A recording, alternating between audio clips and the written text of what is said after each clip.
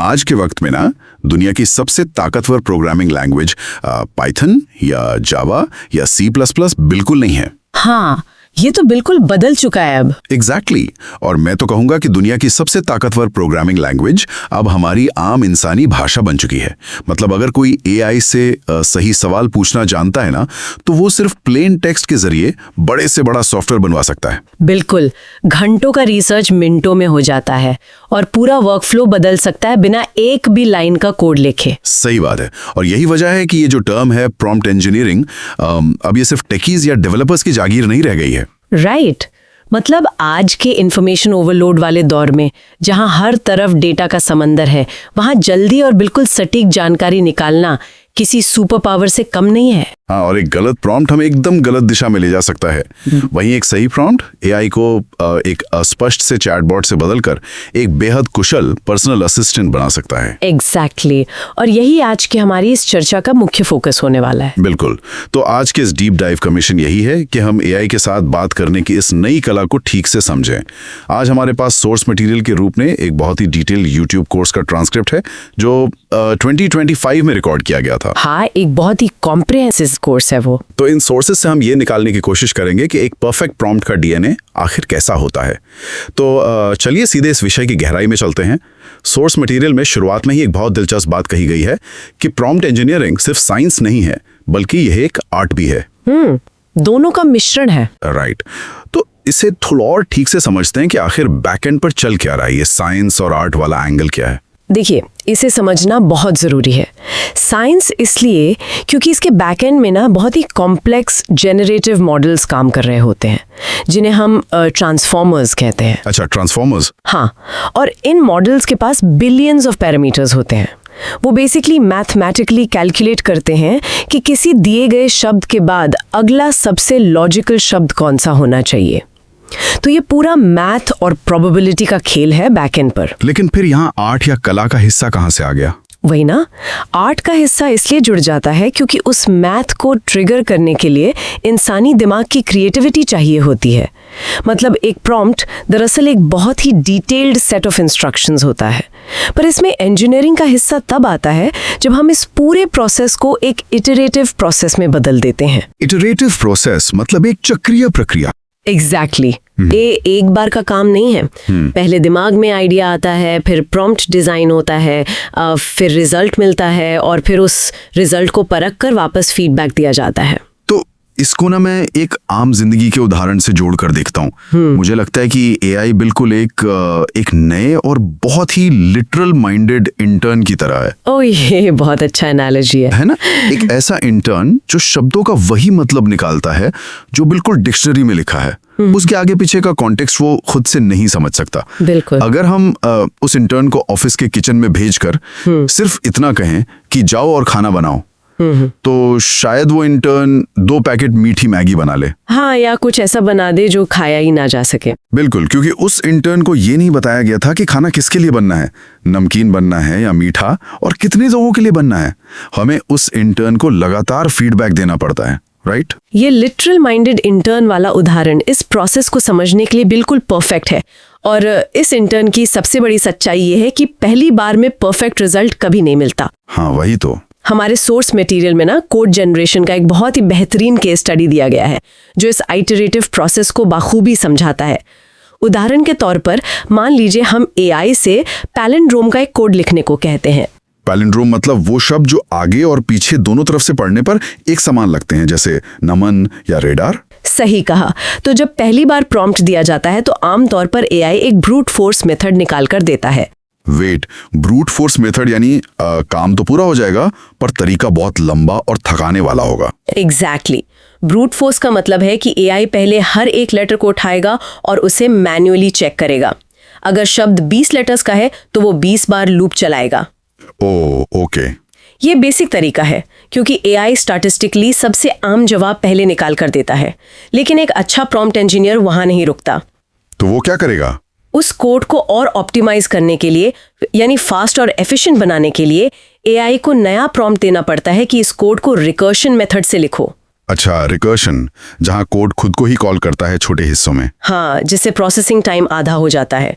वो जो पहले नतीजे के बाद नया डायरेक्शन दिया गया ना, वही फीडबैक ही असल इंजीनियरिंग है। मतलब एआई खुद से ऑप्टिमाइज नहीं करेगा, उसे उस इंटर्न की तरफ बताना पड़ेगा कि भाई आज मीठा नहीं नमकीन चाहिए। बिल्कुल सही। तो यहाँ तक हम ये समझ गए कि प्रॉम्प्ट एक बार में बोलकर छोड़ देने वाला कमांड नहीं है, बल्कि एक लगातार चलने वाला एक वार्तालाप है। हाँ, अब अगला सवाल ये आता है कि एक सटीक प्रॉम्प्ट का स्ट्रक्चर कैसा होना चाहिए जिसे हम कह सकें कि ये एक परफेक्ट प्रॉम्प्ट का डीएनए है। हाँ, ट्रांसक्रिप्ट को अगर हम गौर से देखें तो वहाँ एक अच्छे प्रॉम्प्ट के 4 मुख्य हिस्से बताए गए हैं। पहला हिस्सा है कॉन्टेक्स्ट, यानी परिप्रेक्ष्य। ओके। कॉन्टेक्स्ट। दूसरा है इंस्ट्रक्शन, यानी करना क्या है। तीसरा हिस्सा है इनपुट डेटा, यानी जो जानकारी प्रोसेस करनी है। और चौथा और आखिरी हिस्सा है आउटपुट इंडिकेटर, यानी नतीजा किस फॉर्मेट में चाहिए। जैसे क्या नतीजा एक लंबे पैराग्राफ में चाहिए, या एक बुलेटेड लिस्ट में, या फिर किसी सीएसवी टेबल में। तो कॉन्टेक्स्ट, इंस्ट्रक्शन, इनपुट और आउटपुट। एग्जैक्टली। लेकिन इन 4 स्ट्रक्चरल हिस्सों के अलावा ना, बैकएंड पर कंट्रोल करने के लिए कुछ टेक्निकल पैरामीटर्स भी होते हैं। पैरामीटर्स जैसे क्या? जैसे कि टेम्परेचर, टॉप पी और मैक्स लेंथ।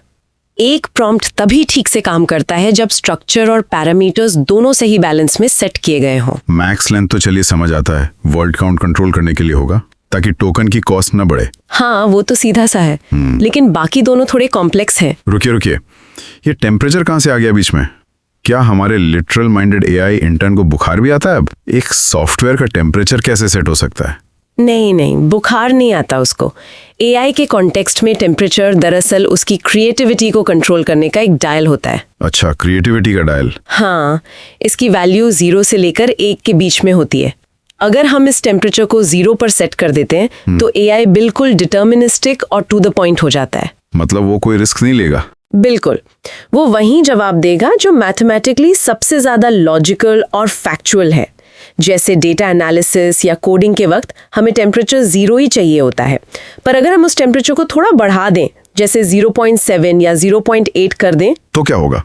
तो एआई थोड़ा रिस्क लेता है, नए शब्द चुनता है और एक ही सवाल का हर बार थोड़ा अलग और क्रिएटिव तरीके से जवाब देता है।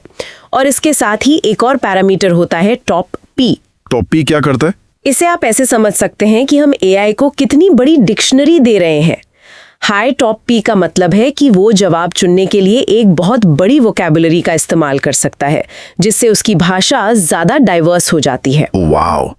तो चलिए इन 4 स्ट्रक्चरल हिस्सों को ना एक रियल वर्ल्ड एग्जाम्पल में फिट करके देखते हैं, जो सोर्स में सिखाया गया था, वो ओटीटी प्लेटफॉर्म वाला उदाहरण। हाँ, वो बहुत अच्छा एग्जाम्पल है। मान लीजिए एक ओटीटी प्लेटफॉर्म है जहां दर्शकों ने हजारों की संख्या में फीडबैक दिए हैं और उनका सेंटिमेंट एनालिसिस करना है। तो सबसे पहले हम इंटर्न को यानी एआई को कॉन्टेक्स्ट देंगे कि एक सीनियर डेटा एनालिस्ट की तरह एक्ट करो। राइट, ये हो गया कॉन्टेक्स्ट। फिर उसको इंस्ट्रक्शन देंगे कि नीचे दिए गए दर्शकों के फीडबैक को पॉजिटिव, नेगेटिव या न्यूट्रल कैटेगरीज में बांटो। परफेक्ट। फिर आएगा इनपुट डेटा। हाँ, जहां हम उसको क्लियर रूल सिखाएंगे। हम कहेंगे कि भाई अगर किसी दर्शक ने लिखा है ऑसम या ग्रेट तो उसे पॉजिटिव मानना, और अगर उसने लिखा है सिर्फ ओके तो उसे न्यूट्रल मानना। और सबसे आखिर में आउटपुट इंडिकेटर देना होगा। एग्जैक्टली। हम कहेंगे कि जवाब सिर्फ एक टेबल फॉर्मेट में दो, जिसमें पहला कॉलम फीडबैक का हो और दूसरा सेंटिमेंट का। देखिए, ये स्ट्रक्चर इसलिए परफेक्टली काम करता है क्योंकि इसमें एआई इंटर्न को अपनी तरफ से अंदाजा लगाने की कोई आज़ादी नहीं बची। उसका हेलुसिनेशन करने का चांस ऑलमोस्ट खत्म हो गया। हाँ, वो अपने मन से कुछ नहीं बोलेगा। और अब जो आगे की बात है वो और भी ज्यादा मजेदार है। सोचिए अगर हम इसी स्ट्रक्चर के साथ पैरामीटर्स को गलत सेट कर दें तो क्या होगा? हाँ, वही मैं भी सोच रहा था। अगर मान लीजिए हम एआई से एक कविता यानी एक पोएम लिखवा रहे हैं। कविता तो पूरी तरह से भावनाओं और क्रिएटिविटी का खेल है। बिल्कुल। लेकिन प्रॉम्प्ट लिखते वक्त हमने गलती से उसका टेम्परेचर 0 पर सेट कर दिया और टॉप पी को भी बहुत कम कर दिया, तो नतीजा कैसा दिखेगा?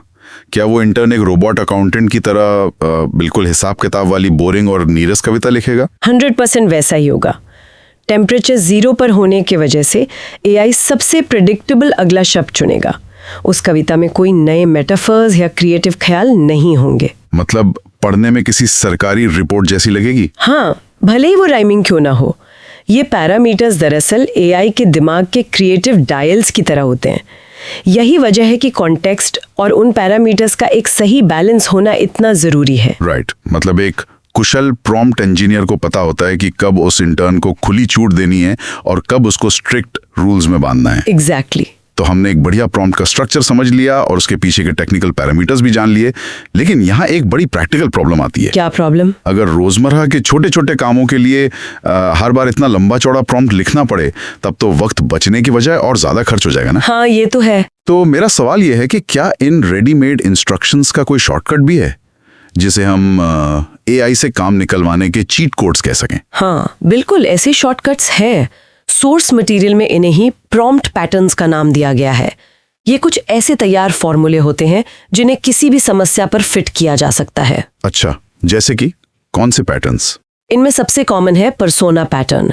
इस पैटर्न में हम एआई को डायरेक्ट कमांड देते हैं कि एक्ट एज एक्स, यानी किसी एक खास प्रोफेशनल की तरह सोचो। जैसे अगर किसी को एक्सरसाइज रूटीन शुरू करनी है तो वो एआई को कह सकता है कि एक एक्सपीरियंस्ड योगा इंस्ट्रक्टर की तरह मेरे जॉइंट्स की मोबिलिटी के लिए एक 15 मिनट का आसान रूटीन बनाओ। सही। ऐसा करने से होता क्या है कि एआई सीधा एक फिटनेस एक्सपर्ट के रोल में आ जाता है और उसकी आम जनरल नॉलेज फिल्टर आउट हो जाती है। वो भटकता नहीं है। हाँ, वो इंटरनेट की पूरी जानकारी छोड़कर सिर्फ स्पोर्ट्स साइंस और योगा के डेटा पर फोकस करता है। एक और बड़ा दिलचस्प पैटर्न है जिसे ऑडियंस पर्सोना पैटर्न कहा गया है। कैसा होता है? इसका मतलब है explain as if I am why. मान लीजिए हमें क्वांटम फिजिक्स या आज का ही विषय प्रॉम्प्ट इंजीनियरिंग समझना है, पर हमें टेक्निकल जार्गन नहीं चाहिए। तो हम एआई से कह सकते हैं कि मुझे प्रॉम्प्ट इंजीनियरिंग इस तरह समझाओ जैसे मैं एक 10 साल का बच्चा हूँ। एआई तुरंत अपने शब्दों का चुनाव बदल देगा। ओह वाओ, मतलब वो ट्रांसफॉर्मर्स और पैरामीटर्स जैसे भारी शब्दों के बजाय खिलौनों और स्कूल के उदाहरण यूज करने लगेगा। एग्जैक्टली। फिर इस लिस्ट में एक रेसिपी पैटर्न भी आता है।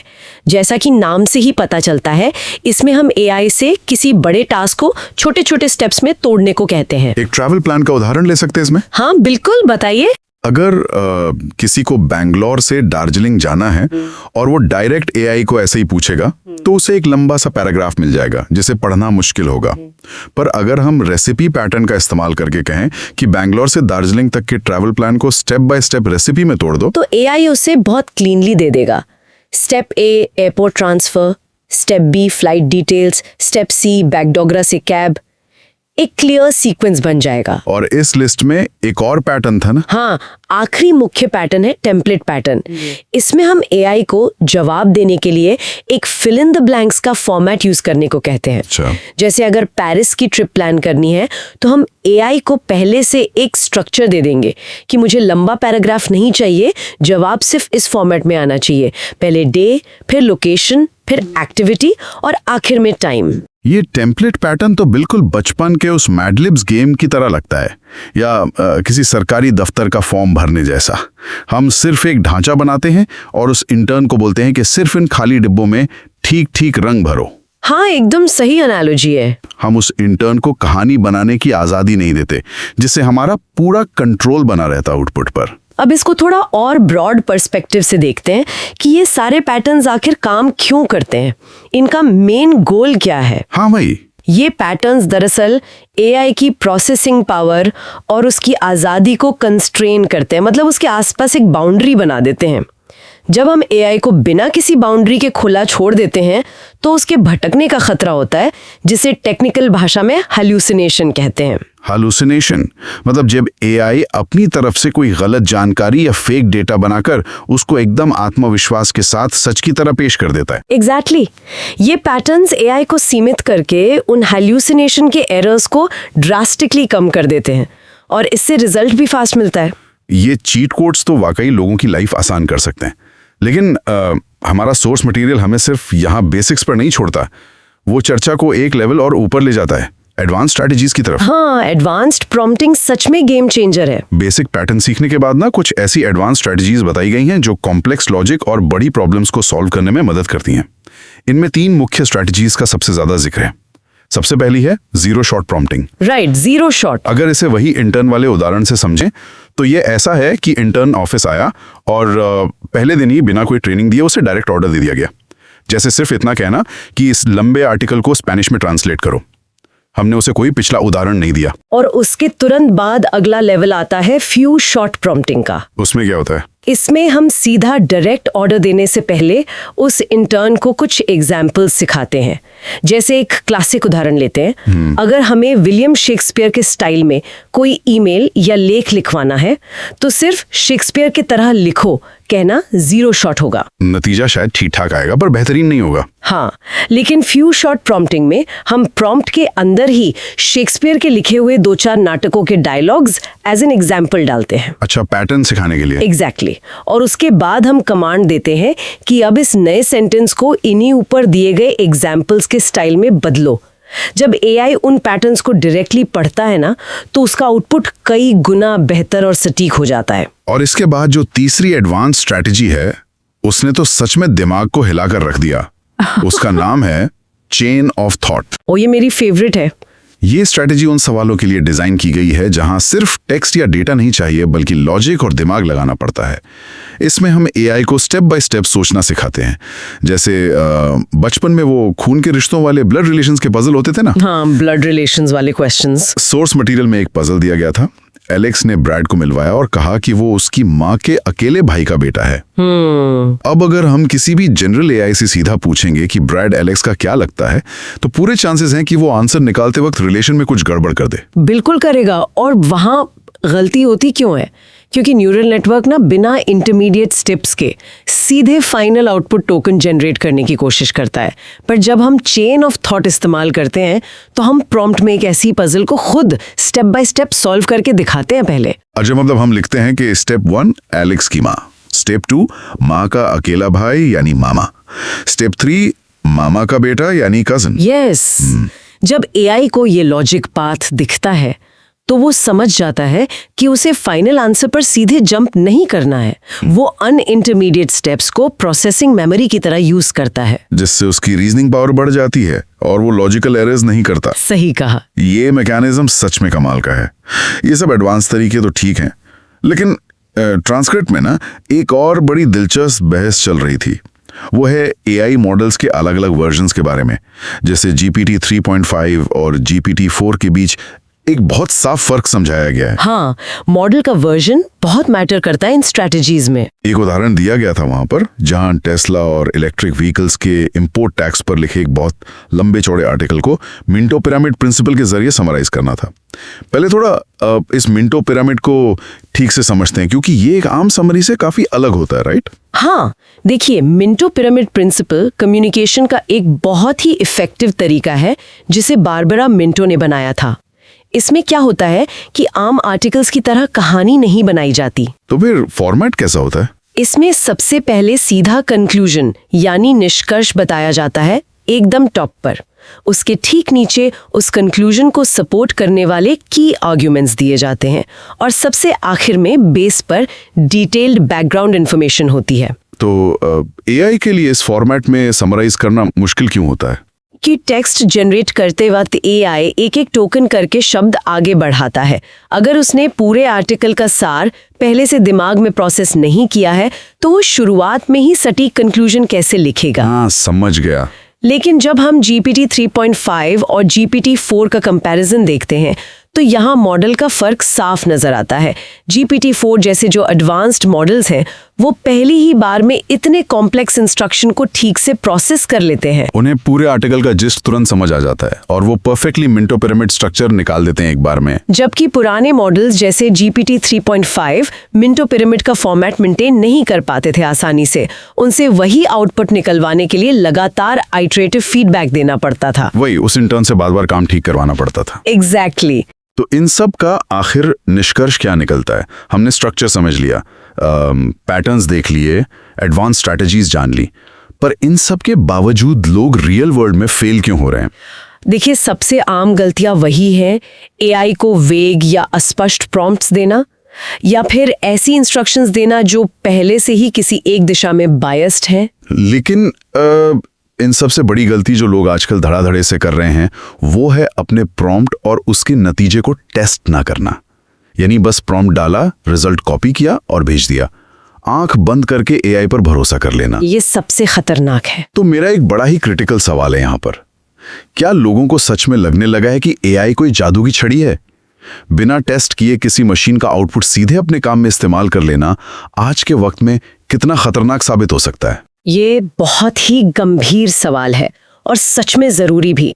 साइंटिफिक और साइकोलॉजिकल टर्म्स में ना इस पूरे फिनोमेनॉन को ऑटोमेशन बायस कहा जाता है। ऑटोमेशन बायस। हाँ, हमारी फितरत ऐसी बनती जा रही है कि जब भी स्क्रीन पर किसी मशीन का लिखा हुआ टेक्स्ट आता है तो हम उस पर इतना अंधा भरोसा कर लेते हैं कि अपना खुद का दिमाग लगाना और क्रिटिकल थिंकिंग करना ही बंद कर देते हैं। ये तो सच में डरावना है। हमें एक कड़वी सच्चाई हमेशा याद रखनी चाहिए कि एआई को सच्चाई नहीं पता होती।